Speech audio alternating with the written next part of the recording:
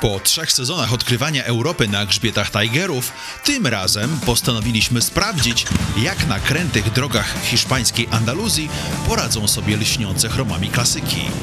Dosiedliśmy więc Bonnevilla oraz Scramblera i ruszyliśmy śladem rytmów flamenco, przecinając malowniczy wąwóz w rondzie, pokonując serpentyny w kierunku Sahary oraz gubiąc się w plątaninie mniejszych dróg, nad którymi góruje Sierra Nevada. Droga wycieczko? Zapnijcie pasy i trzymajcie się mocno. Niezwykła Andaluzja Prokopa. Ruszamy!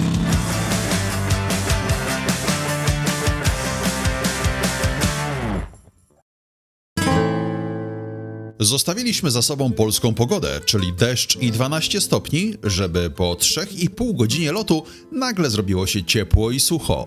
Najbardziej popularny wakacyjnie rejon Hiszpanii to raj nie tylko dla plażowiczów, ale również dla motocyklistów. Ilość równych, krętych dróg wijących się pośród spektakularnego krajobrazu sprawia, że niekoniecznie trzeba ciągnąć ze sobą ciężki, typowo wyprawowy motocyklowy sprzęt.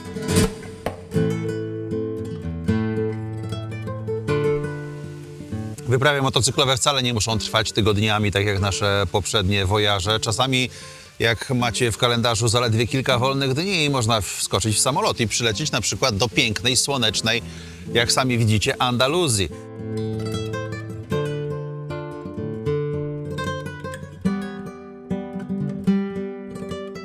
Ale zawsze te kilka dni to lepsze niż nic. No i mamy pewną nowość w zanadrzu. Tygryski poszły spać, poszły, że tak powiem, położyć się w sen zimowy, chociaż jest środek lata, a my mamy zupełnie nowe maszyny, które będziemy ujeżdżać w tych andaluzyjskich okolicznościach przyrody. Ole!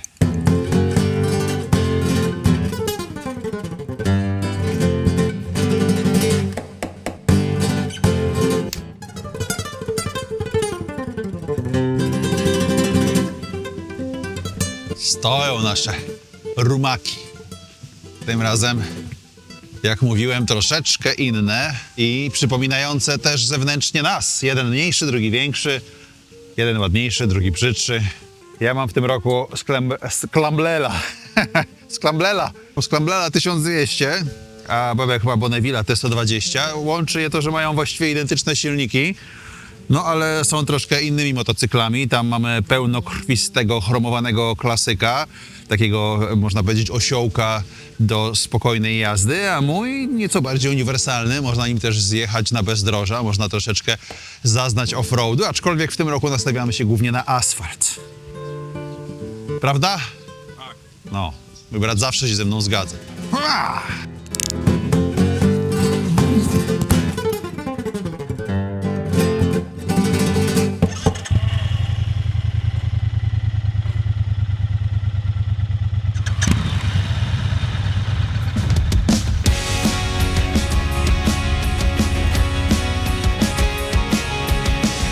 Z nadmorskiej Estepony, zwanej czasami ogrodem Costa del Sol, ze względu na ilość miejskiej zieleni ozdabiającej ten kurort, ruszamy na północ drogą numer 8301, której kręta nitka wijąca się w górę przecina między innymi piękny park krajobrazowy Los Reales de Sierra Bermeja. Niewielki ruch i znakomity równy asfalt pozwalają puścić kłusem stado koników, którymi legitymują się nasze motocykle. Scrambler ma ich 90, a T120 o 10 mniej. Niby nie jest to dużo, ale da się pojechać naprawdę dynamicznie. Niektórzy zapytają, po co wam na takich sprzętach adventurowe kaski, skoro bardziej stylowo byłoby założyć jakieś otwarte, vintage'owe skorupy? Powiem zupełnie szczerze, nie chciało nam się instalować nowych interkomów, a Hiszpania to także brak jakiejkolwiek napinki i maniana. Jesteś sterem, białym żołnierzem. O, podglądacie mnie w takim intymnym momencie? Dobrze, to bardzo dobrze, że to robicie, dlatego że to nie jest zwykłe drzewo, które właśnie zostało przeze mnie policzone i oznaczone. Zobaczcie, to jest tak zwany dąb korkowy, czyli coś, z czego robi się różne rzeczy, między innymi korki do butelek. Postaram się wam urwać kawałek, żeby zaprezentować. O, zobaczcie. Wygląda znajomo, prawda? Takie drzewo korkowe rośnie nawet przez 200-300 lat. Raz na 9 lat obiera się je z kory, z tego zewnętrznego pokrowczyka. No i z tego można zrobić nie tylko korki do butelek, ale wiele różnych elementów. Między innymi w przemyśle motoryzacyjnym się go wykorzystuje, bo jest bardzo lekki, bardzo wytrzymały i bardzo trudno się pali. W związku z tym ma same zalety. Szkoda, że nie jest smaczny, bo akurat bym już coś zjadł. Więc lecimy przekąsić jakiegoś małego czurosika. I tu ukrywa się pierwszy ząg, o czym doskonale wiedzą wszyscy odwiedzający kraje europejskiego południa. A mianowicie siesta, która sprawia, że w środku dnia, mniej więcej między 14 a 17, prawie nic nie działa.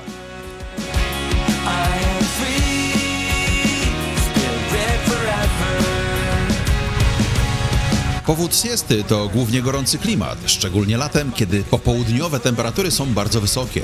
Wtedy mieszkańcy wracają do domu na obiad i odpoczynek, a praca często zaczyna się ponownie późnym popołudniem i trwa do wieczora. Co nie zmienia faktu, że nadal jesteśmy głodni.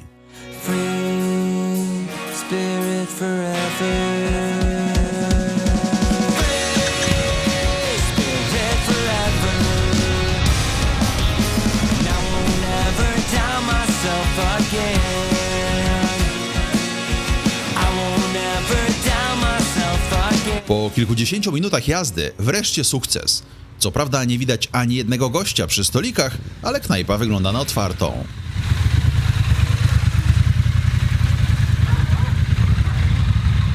A jeśli wasze oczy również są otwarte, to pewnie zauważyliście, że w międzyczasie zamieniliśmy się z Bebkiem na motocykle. Zastanawiacie się, co się stało? Mój brat miał marzenie. Powiedział: Marcinek, ja już nie chcę być Sancho Pansą. A ja mówię: Sancho Pansą. No właśnie nie chcę nim być. Chcę być przez chwilę Don Quixotem. No to proszę braciszku. Walcz z wiatrakami, a ja będę wiernie za tobą podążał. Na osiołku, a ty jedź sobie na Rozynancie. Tak. Fajnie też na tym małym się całkiem pomyka. Muszę powiedzieć, że chyba bym go chciał nawet. Jest bardzo zwinny i czuje się jak Steve McQueen w najlepszych latach. Tylko lepszy, bo większy.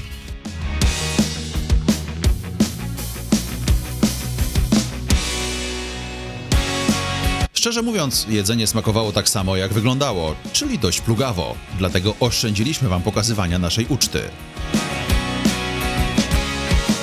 No ale przynajmniej nie burczy nam już w żołądkach, więc możemy cisnąć dalej w kierunku Rondy.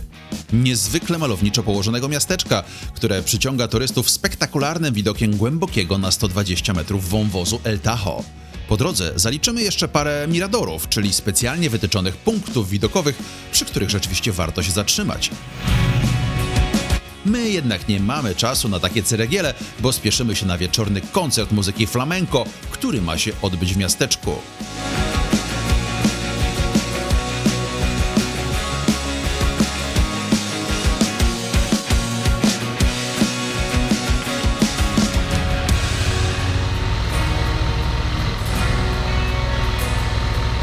Motocykle motocyklami, ale przecież nie zapominamy o kulturze wysokiej.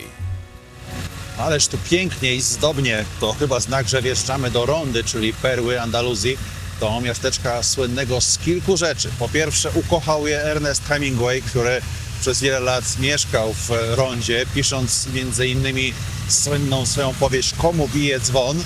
Po drugie, znajduje się tutaj jedna z najstarszych w Hiszpanii aren walk byków, aren, na których raz do roku wciąż rozgrywana jest historyczna korrida. No i po trzecie, znajduje się tutaj wąwóz, który przecinał przez wiele lat to miasto, aż zbudowano most. Most, który ma też niestety swoją mroczną historię i mroczną tajemnicę, bo pod spodem, w jego podcieniach znajdują się katownie hiszpańskiej bezpieki i ponoć tych najbardziej opornych więźniów politycznych, których chciano się pozbyć, wyrzucano stąd wprost tam w głębiny tego przepastnego wąwozu.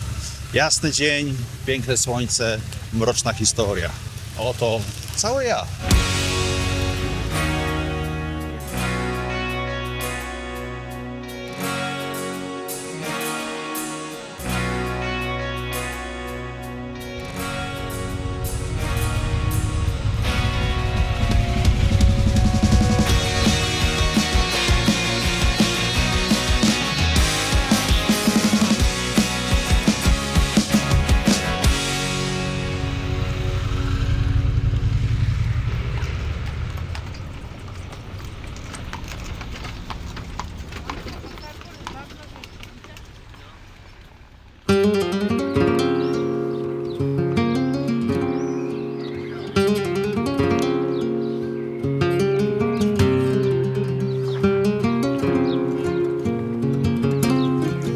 za tymi drzwiami mieszka śmierć. Nie jest to co prawda rzeźnia, ale sportowa, tradycyjna arena hiszpańskiej corridy, czyli mówiąc innymi słowy, zabijania zwierząt dla rozrywki, czego skrajnie nie pochwalam. No ale będąc w Hiszpanii, zwłaszcza będąc w Rondzie, gdzie jest jeden z najstarszych tego typu obiektów w całej Hiszpanii, nie można o tym nie wspomnieć. Ja jednak wolę oglądać te zwierzęta w ich naturalnym pięknie, wolne, w ruchu, niż uśmiercane szpadą niejakiego Pedro Romero, jednego z najsłynniejszych toreadorów świata, który mieszkał w Rondzie, no i podczas swojej kariery zadźgał około 5000 takich oto niewinnych zwierzaków. A sam żył długo, szczęśliwie, włos mu z głowy nie spadł. Więc gdzie tu jest dziejowa sprawiedliwość? Pytam się ja was.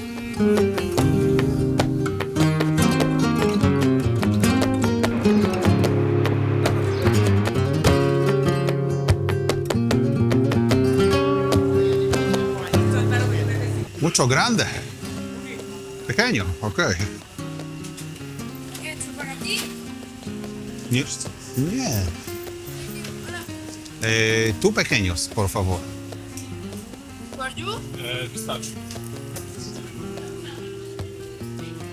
Hiszpański język, trudny język, ale Polak radzić sobie za granicą. Tarjeta, por favor, sí.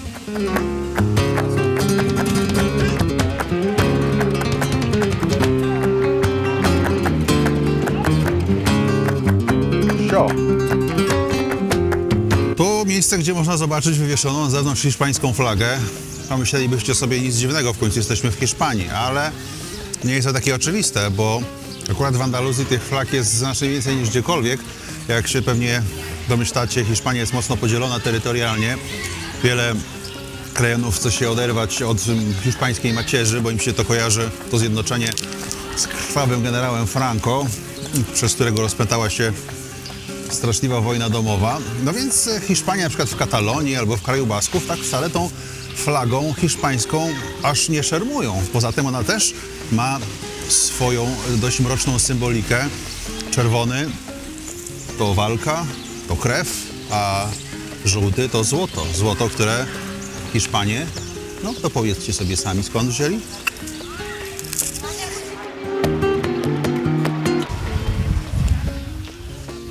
W Andaluzji podobno urodziło się flamenko. Nikt tego nie wie do końca, bo ten taniec, ten śpiew, to wszystko, co składa się na kulturę flamenko, przyszło z różnych rejonów wszechświata, ale to tu podobno najmocniej bije serce flamenkowe, więc idziemy zobaczyć, na czym to polega.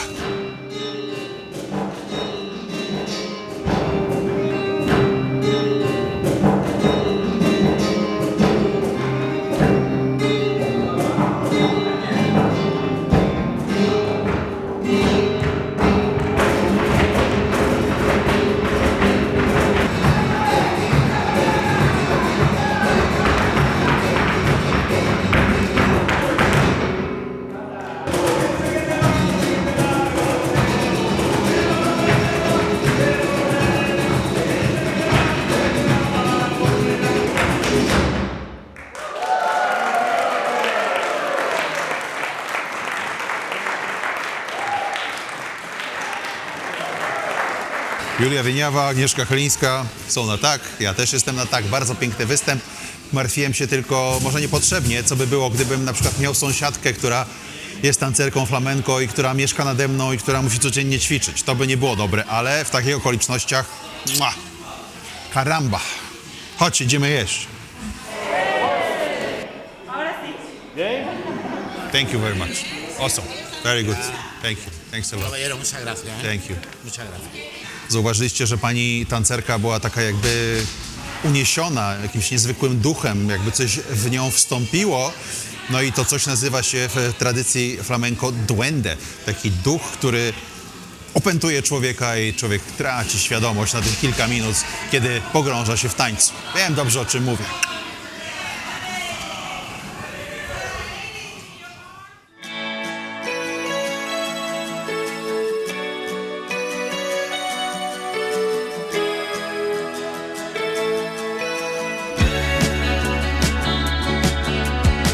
There's a place in my mind where I want to be. Po nocy spędzonej w rondzie, gdzie śniły mi się chodaki pani od flamenco rytmicznie uderzające o wnętrze mojej czaszki, ruszamy dalej, w kierunku miejscowości o wdzięcznie brzmiącej nazwie Grazalema.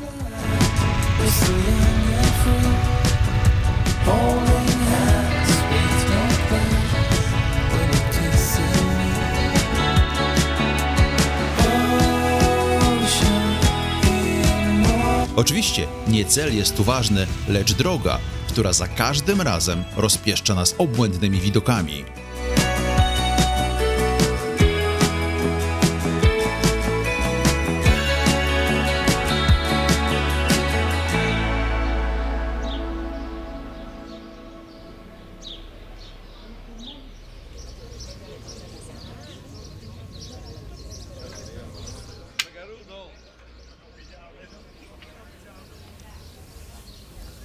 No mamy dzisiaj farta, bo w tej miejscowości, czyli w miejscowości Grazalema, w której się zatrzymaliśmy na mały pit stopik, pada najwięcej deszczu w całej Hiszpanii na metr kwadratowy. Mówi się, że to jest najbardziej wilgotne miasteczko w Andaluzji, a nawet w całej Hiszpanii.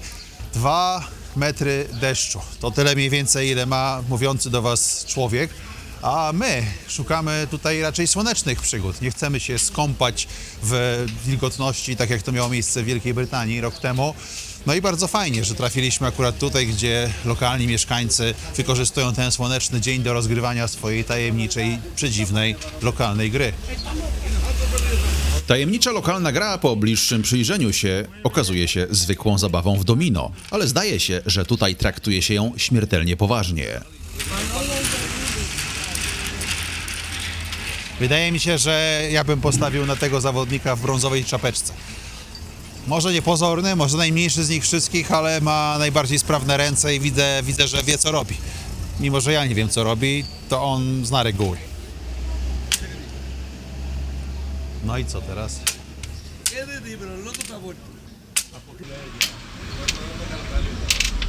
Gdyby to ode mnie zależało, uczyniłbym z tego dyscyplinę olimpijską. Zobacz, ile kibiców gromadzi się wokół. Jakie emocje na twarzach. Jakie zaciśnięte kciuki. Jakie wysokie stawki w grze. I proszę, mój brązowy znowu im pokazał.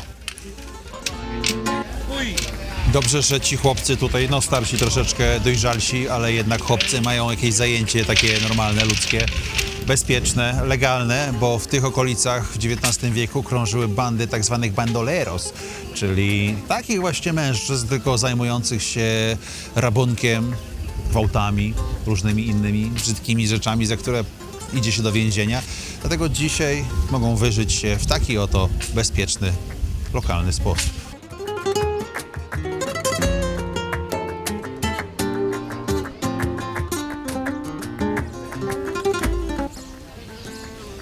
Gdybym spytał tego oto leciwego, dojrzałego dżentelmena, który zapewne przed chwilą wygrał swoją walkę o dominację w domino, czymże jest ten pomnik, opowiedziałby mi zapewne wstrząsającą historię o tradycji, hiszpańskiej tradycji, która odbywa się na ulicach miasta Grazalema w każdy poniedziałek po 16 lipca. Polega ona na tym, że takiego oto zwierzaka łapie się na linę przywiązaną do rogów i prowadzi się go przez całe miasteczko, starając się zachować nad jego trajektorią poruszania się jakąś kontrolę, ale jednocześnie nie wejść mu pod kopytka ani nie wejść w kontakt z jego porożem.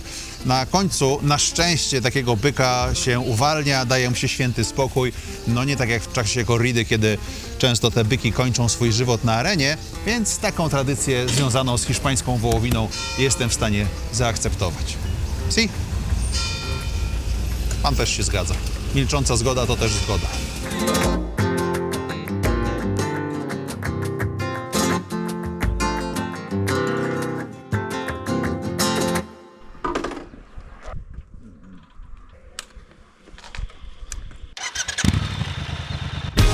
A my w pełnej braterskiej zgodzie jedziemy dalej. Przed nami między innymi niezwykłe miasteczko Sentenil de las Bodegas, gdzie ludzie mieszkają w domach wykutych w skale, zupełnie jak nasze charaktery. Ale to pokażemy wam już w następnym odcinku.